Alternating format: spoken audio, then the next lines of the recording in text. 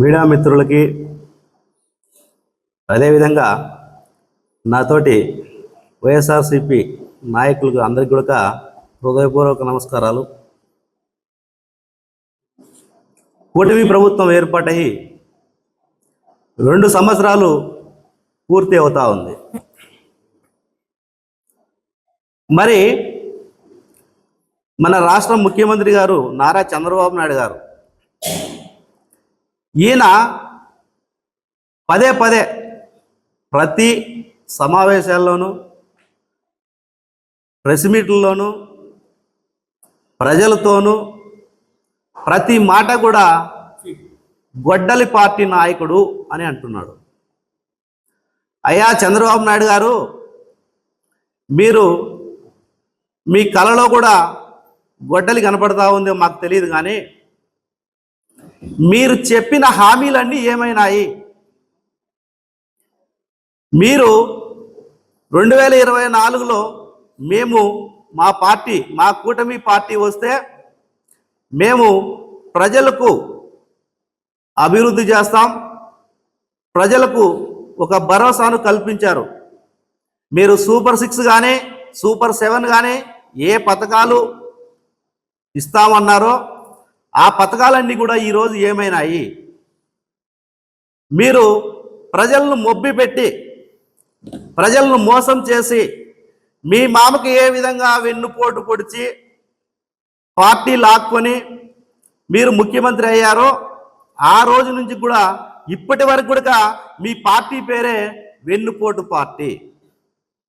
మరి మీ వెన్నుపోటు పార్టీని పేరే పెట్టుకొని మీరు గొడ్డల పార్టీ అని పదే పదే ఎందుకు అంటున్నారు? అంటే జగన్మోహన్ రెడ్డి గారు మీకు కళ్ళ కూడా కనపడుతున్నారా? మీరు ప్రజల అభివృద్ధి ఏం చేస్తున్నామని ఒకసారి ఆత్మవిమర్శన చేసుకోండి. మీరు జగన్మోహన్ రెడ్డి గారితో ఇప్పుడు ఏమున్నది? ఆయన అభివృద్ధి చేసింటే, ప్రజలకు మంచి చేసింటే మీరు కూడా అవి చేయండి. అవి ఒక స్ఫూర్తిగా తీసుకొని అంతకంటే ఇంకా ప్రజలకు ఇంకా నాణ్యంగా అందించండి, ఇంకా ఎక్కువ సంక్షేమం అందించండి. ఇవి కాకుండా ఎప్పుడు చూసినా గొడ్డల పార్టీ జగన్మోహన్ రెడ్డి. ఇది ఆయన వయసుకు తగ్గట్టన్న కూడా మాట్లాడాలని కూడా తెలియజేస్తున్నాం.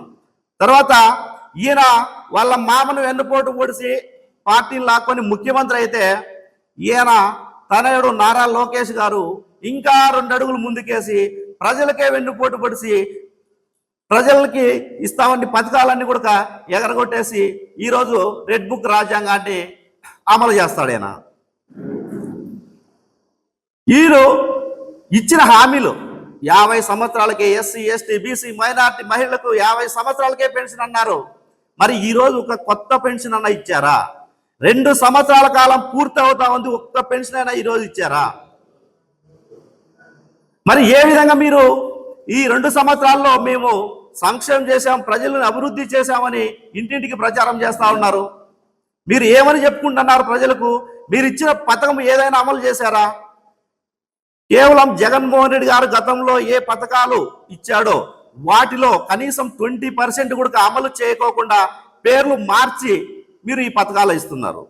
మీరు కూడా ఇంటింటికి తిరగాలంటే ఒకసారి మనమే సిగ్గుపడాలి. ఏం చేస్తున్నామని మాటలు మాట్లాడేది కాదు కదా, ఆత్మవిమర్శన మనం కూడా చేసుకోవాలి కదా. మీ తనయుడు లోకేష్ గారు మెగా డిఎస్సి అని చెప్పి 2024 వస్తానట్లే 16,300 చిల్లర పోస్టులు భర్తీకి నోటిఫికేషన్ ఇచ్చాడు. ప్రజలకు పూర్తిగా అర్థం కాలేదు. ఇక్కడ వైఎస్ఆర్సీపీ పార్టీ డిఎస్సిలో టీచర్ పోస్టులు సంపాదించుకున్న ప్రతి ఒక్క టీచర్ గారికి, ఉపాధ్యాయుడికి వ్యతిరేకం కాదు. ఇది కేవలం ప్రభుత్వం చేసిన వైఫల్యం, విధానం ఏ విధంగా చేసింది, పోస్టులు భర్తీ ఎలా చేసింది అనే ఉద్దేశం ప్రజల్లో తీసుకుపోవాలా, దీంట్లో మెరిట్ ఉండే వాళ్ళకి న్యాయం జరగాలని కేవలం ఉద్దేశంతోనే ఈ డిఎస్సిని వైఎస్ఆర్సీపీ ప్రజల్లోకి తీసుకెళ్తా ఉంది. ప్రతి ఒక్కరికి తెలుసు, చదువుకున్న వాళ్ళు ప్రతి ఒక్కరికి ఏ నోటిఫికేషన్ వచ్చినా, ఏ జాబ్ క్యాలెండర్ వచ్చినా వాళ్ళ విద్యార్హతలు ఏమి దానికి తగ్గట్టు మాత్రమే నోటిఫికేషన్ ఇస్తారు. ఓకే, మెగా డిఎస్సికి 2024లో కూటమి ప్రభుత్వం ఏర్పాటైతేనట్లే తొలి సంతకము 16,300 చిల్లర పోస్టులకు నోటిఫికేషన్ ఇచ్చింది. దీనికి 3% స్పోర్ట్స్ కోటా అని చెప్పి 3% కేటాయించింది. ఇప్పుడు ఆ స్పోర్ట్స్ కోటాకు కూడా ఒక విద్యార్హత పెట్టింటారు. మిగతా డిఎస్సి రాసే వాళ్లకు ఒక విద్యార్హత అనేది ఉంటుంది. వాళ్లకు ఎగ్జామ్ ఉంది, కానీ స్పోర్ట్స్ కోటా వాళ్ళకు మాత్రము వాళ్లకు ఎగ్జామ్ లేదు. డైరెక్ట్గా పోస్ట్ ఇవ్వడమే. మరి ఏ విధంగా డైరెక్ట్ పోస్ట్ ఇచ్చారు వీళ్ళు? వాళ్ళు నేషనల్ లెవెల్లో ఆడినారా, జిల్లా స్థాయిలో ఆడినారా, రాష్ట్ర స్థాయిలో ఆడినారా, ఇంటర్నేషనల్ స్థాయిలో ఆడినారా? పోడి వాళ్ళకు కూడా పరీక్ష రాసి ఎవరు మెరిట్ ఉంటే వాళ్ళు ఏ దశలో ఆడినారు, జిల్లానా, రాష్ట్రమా, తర్వాత నేషనలా, ఇంటర్నేషనలా, దాన్ని బట్టి ఆ మెరిట్ని బట్టే పోస్ట్ ఇవ్వాలి కదా. ఓన్లీ స్పోర్ట్స్లో పాల్గొని సర్టిఫికేట్ పొందింటే చాలు. అలాంటి వాళ్లకు ఈ స్పోర్ట్స్ కోటా కింద ఉద్యోగం వచ్చింది. అది కేవలం టీడీపీ, ఎవరైతే టీడీపీలో పార్టీలో పని చేస్తూ ఉంటారో వాళ్ళకు సర్టిఫికేట్లు పుట్టించి ఉద్యోగం కల్పించారు. ఇది జరిగిండేది. మరి మిగతా చదువుకున్న వాళ్ళు, డిగ్రీలు చదివిన వాళ్ళకి చదువులే అవసరం లేదు కదా. చదువు ఏం అవసరం ఉండదు. స్పోర్ట్స్ కోటా ఏదో సర్టిఫికేట్ తీసుకొస్తే నాకు ఉద్యోగం వచ్చేస్తుంది. ఇంకా చదువుకున్న వాళ్ళ పరిస్థితి ఏముంది? ఇలా చదువుకున్న వాళ్ళందరికీ వెన్నుపోటు పొడిచిన వ్యక్తి నారా లోకేష్ గారు. ఇదే ఆయన వాళ్ళ నాన్నకంటే 2 అడుగులు ముందుకేసి ఈ డిఎస్సిని దగా డిఎస్సిగా మార్చేశాడు. మరి ఈ విధంగా ప్రభుత్వ వైఫల్యాలను ప్రతిరోజు ఎప్పటికప్పుడు వైఎస్ఆర్సీపీ ప్రజల్లోకి తీసుకుపోతా ఉంటే వాళ్ళను బెదిరింపులకు గురి చేస్తూ, అక్రమ కేసులు కడుతూ, జైలుకు పంపిస్తూ, అదే విధంగా రాష్ట్రంలో ఏ విధంగా జరుగుతుందో ఆ పద్ధతి మన అనంతపురం అర్బన్ శాసనసభ్యులు గౌరవనీయులు శ్రీ దగ్గుపాటి వెంకటేశ్వర ప్రసాద్ గారు కూడా మా లోకేష్ గారే కాదు, నేను కూడా రెడ్ బుక్ రాజ్యాంగాన్ని అమలు చేస్తాను, మీరు మాట్లాడొద్దండి అని ప్రతి మాటకి చెప్తా ఉన్నాడు ఎమ్మెల్యే గారు. అయ్యా ఎమ్మెల్యే గారు, మీరు కూడా ప్రతి విషయానికి గొడ్డల పార్టీ ఊర్లే. ఎందుకంటే మీ నాయకుడు గొడ్డల పార్టీ అన్నప్పుడు నువ్వు కూడా గొడ్డల పార్టీనే అంటావు. కొన్ని వైఎస్ఆర్సీపీ నాయకుల పైన అభాండాలు వేసావు. ఫస్ట్ లిక్కర్ గురించి మాట్లాడే అర్హత నీకున్నదా? వైఎస్ఆర్సీపీ నాయకులందరూ కూడా లిక్కర్ కేసులు. ఎవరు లిక్కర్ అమ్మే నువ్వు లిక్కర్ గురించి ఎలా మాట్లాడతావు? ప్రస్తుతం అనంతపురంలో ఉన్న లిక్కర్ షాపులు దాదాపు 20-25 షాపులు మీవి. దానికి తగ్గట్టు బెల్ట్ షాపులు వందలు పెట్టారు. నువ్వే లిక్కర్ అమ్ముకుంటూ నువ్వే లిక్కర్ గురించి మాట్లాడము ప్రజలు కూడా చర్చనీయంగా నవ్వుకుంటున్నారు. ఒకసారి గుర్తు తెచ్చుకోండి. ఎమ్మెల్యే గారు మన ఒక స్థాయిలో ఉన్నప్పుడు కొన్ని ఖచ్చితంగా ప్రజలు వినేటట్లు మాట్లాడాల, నవ్వుకుండేటట్లు కాదు. మీరు డంప్ యార్డు ఎన్నో డేట్లు మారుస్తారని డంప్ యార్డు మార్చాల్సిన అవసరం కూడా లేదు. ఎందుకంటే కొత్త టెక్నాలజీ వచ్చింది. అక్కడ ఉన్న 12 ఎకరాల్లోనే మీరు మొత్తం అంతా అక్కడే తయారు చేసి అక్కడే కూడా డంప్ యార్డు మార్చుకోకుండా ఉన్నదాన్ని తగ్గించవచ్చు. ఆ విషయం మీకు కూడా తెలుసు. మరి మా వైఎస్ఆర్సీపీ ప్రభుత్వము మా కౌన్సిల్ సభ్యులు ఉన్నప్పుడు దాదాపు దాని డంప్ యార్డును 3,50,000 టన్నులు ఉంటే దాని టోటల్గా దాదాపు అంటే 70-80% కంప్లీట్ చేస్తే ఉన్న మిగిలిండేది ఎంత? 50 టన్నులు ఎంత మిగులుతుంది. మరి మీరు ఈ డంప్ యార్డు నిన్న టెండర్ పిలవడానికి ఎన్ని టన్నులు చూపించారు? యథాస్థితిగా మళ్ళీ కూడా 3 లక్షల టన్నులు అని ఎస్టిమేషన్ వేయించారు. ఏ విధంగా వచ్చింటుంది? నువ్వు వచ్చిండేది ఎన్ని రోజులు అవుతుంది? 2 సంవత్సరాలు. ఇక్కడ రోజుకు అనంతపురం నుంచి కొత్త వేస్ట్ పోయేదంతా రోజుకు 140 టన్నులు పోతుంది. ఆ విధంగా లెక్క వేసుకున్నా కూడా ఎన్ని టన్నులు అవుతుంది?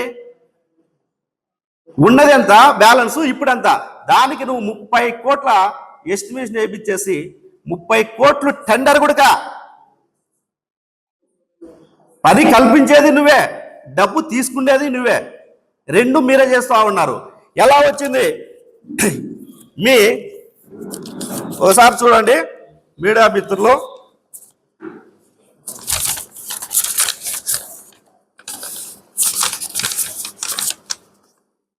ఈయన 2026లో రిజిస్ట్రేషన్ చేయించాడు పబ్లిక్ హెల్త్లో. ఎవరి పేరు మీద చేయించాడు ఈ రిజిస్ట్రేషన్? డివి ఇన్ఫ్రా ప్రాజెక్ట్.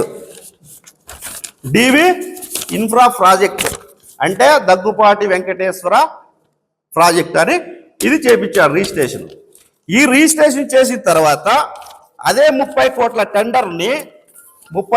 టెండర్ని తిరుమల కన్స్ట్రక్షన్కు అప్పగిస్తూ దాంట్లో ఈయనే ఈ డివి ఇన్ఫ్రా పార్ట్నర్ అవుతాడు. అసలుకు ఈ డివి ఇన్ఫ్రాకు ఏమన్నా ఎక్స్పీరియన్స్ ఉందా? ఇలాంటి ప్రాజెక్టులు ఎక్కడైనా చేశారా? మరి ప్రజలను ఎందుకు మొప్పు పెడుతున్నావు? నువ్వు ఏ విధంగా సంపాదించుకోవాలనుకుంటున్నావో అన్ని రకాలుగా ఏమేమి వనరులు అన్ని ఉపయోగించుకొని నువ్వే చేసుకుంటా ఉన్నావు. మరి వైఎస్ఆర్సీపీ పార్టీ సీనియర్ నాయకులు ఇంకోరు అని ఎందుకు అబండాలు వేస్తున్నావు? ప్రజలు ఖచ్చితంగా ఇవన్నీ గుర్తించుకుంటారు. ఈ డంప్ యార్డ్ టెండర్ ఇంతటితో కూడా వదిలేదు. నెక్స్ట్ రాబోయే రోజుల్లో ఈ టెండర్ విషయాలన్నీ కూడా బయటికి తీసుకొచ్చి ఈయన ఎంతెంత ఆదాయం సంపాదిస్తున్నారు ఇది కూడా బయట పెడతాం. ఖచ్చితంగా వెంకటేశ్వర ప్రసాద్ గారు ఎమ్మెల్యే గారు మీకు ఒకటే చెప్తున్నాం, గతంలో జరిగిన అభివృద్ధి కంటే పోటీ పడి ఇంకా ఎక్కువ నిధులు తీసుకొచ్చి ఇప్పటికీ 2 సంవత్సరాలు పూర్తి అవుతున్నా కూడా నువ్వు మీ గవర్నమెంట్ స్టేట్ గవర్నమెంట్ నుంచి ఒక్క రూపాయి కూడా నిధులు తీసుకొచ్చిందే లేదు. ఇప్పటి వరకు అరకొర జరుగుతూ ఉన్నదంటే అది కేవలం మా కౌన్సిల్లో మా మేయర్ గారు తీర్మానం చేసిందే వర్కులు మాత్రమే అంతో ఇంతో జరుగుతూ ఉన్నాయి. కాబట్టి గతంలో వెంకటరామరెడ్డి గారు శాసనసభ్యులుగా ఉన్నప్పుడు ఏమేమి అభివృద్ధి చేసినారో అవన్నీ గుర్తు చేసుకుని దానికంటే అభివృద్ధి చేయడానికి పాటుపడు, పోటీపడు, ఇంకా సలహాలు తీసుకో. అప్పుడు అనంతపురం నగర ప్రజలు హర్షించి నిన్ను అభిమానిస్తారు. కానీ ప్రతి లిక్కరు తర్వాత టెండర్లు మొత్తం అంతా సంపాదన అంతా దోచుకొని నేను అది చేసినాను ఇది చేసినానంటే ఎవరు నమ్మరు. ఒకవేళ నేను ఈ విధంగా మాట్లాడినా నువ్వు కేసులు పెట్టుకున్నా భయపడేదేమో లేదు. కానీ ఎమ్మెల్యే గారు మాట్లాడేటప్పుడు జాగ్రత్తగా మాట్లాడి అనంతపురం అర్బన్ ప్రజలకు ఏం కావాలో అది అభివృద్ధి చెయ్యి.